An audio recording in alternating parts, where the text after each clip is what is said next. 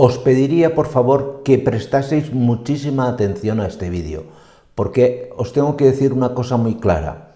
8 de cada 10 gatos, 8 de cada 10, el 80%, va a manifestar a lo largo de su vida un problema renal, una enfermedad renal que va seguramente a llevar a vuestro gato a su fallecimiento. Por lo tanto, es importantísimo que sigáis los consejos que os voy a dar en este vídeo para cuidar adecuadamente la salud de los riñones de vuestro gato. Como os decía en la introducción, casi el 80% de los gatos a lo largo de su vida va a generar o a manifestar una enfermedad renal. Esto es, claro, esto no es, de aquí no se escapa nadie, ¿de acuerdo? Es cierto que hay ciertas razas de gatos que son más predispuestas o que están más predispuestas a padecer la enfermedad renal. Por ejemplo, los gatos persa, los abisinios, los ragdoll, el azul ruso, el Maine Coon, etcétera, etcétera. Estos gatos con mayor frecuencia hay que estar pendientes de ellos porque son gatos que tienden más a tener una enfermedad renal. La primera causa, y esto es muy común en muchísimos gatos, es la enfermedad periodontal. La enfermedad periodontal, todo lo que tenga que ver con problemas en la boca, periodontitis, gingivitis, sarro en los gatos, que es muy frecuente, etcétera, etcétera. Esto es una causa muy habitual de tener una enfermedad renal y es muy sencillo de comprender. Hay bacterias en la boca, el animal las ingiere y una vez te van por el organismo, van al riñón y te dan una insuficiencia renal. Por lo tanto, es fundamental tener muy presente cómo tiene que ser la alimentación de vuestro gato. Por ejemplo, hay alimentos que tienden más a generar un sarro o una periodontitis en los gatos. En especial, el abuso de las dietas húmedas, de la famosa latita que tanto le gusta. Esto hace que los gatos con mayor frecuencia tengan sarro.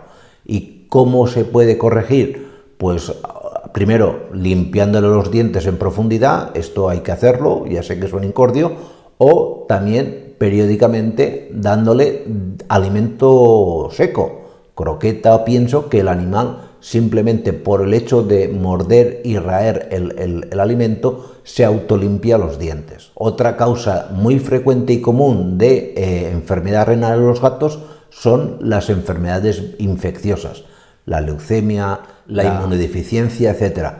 Por lo tanto, es importante, ya sé que es un gasto, pues, pero tener un plan vacunal adecuado para vuestro gato. A los gatos yo sé que no tenemos mucha costumbre de vacunarlos, pero hay de ciertas enfermedades que es muy conveniente vacunar al gato. La diabetes. La diabetes es otro grave problema de salud que está en el origen de una insuficiencia renal.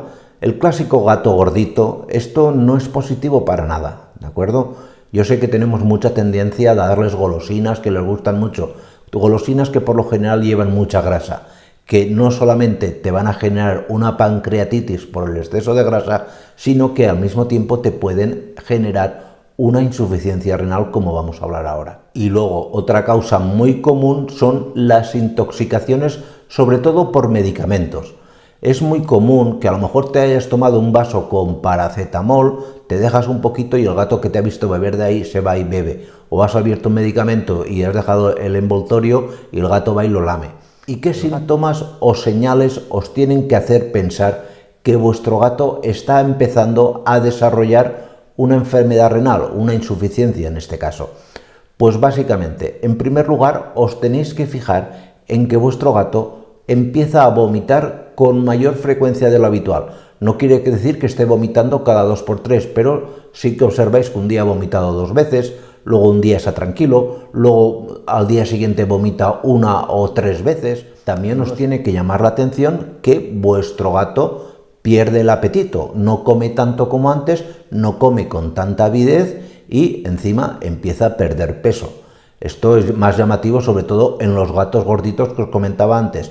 Ese gato que está gordito, que comía de todo y comía en cantidad, que de repente pues está más apagado, más apático, come menos. También es muy frecuente, como en casi todo gato que está enfermo, que su pelaje esté como más raro, no se lame tanto, no se acicala, y esto es un síntoma que hemos comentado de enfermedad siempre en los gatos. Y lo más llamativo, lo que más os tiene que hacer pensar que vuestro gato tiene un principio de enfermedad renal es que el animal bebe mucho más que antes y orina mucho más. Esto parece lógico, pero hay que explicarlo. Bebe mucho más porque, ¿qué pasa?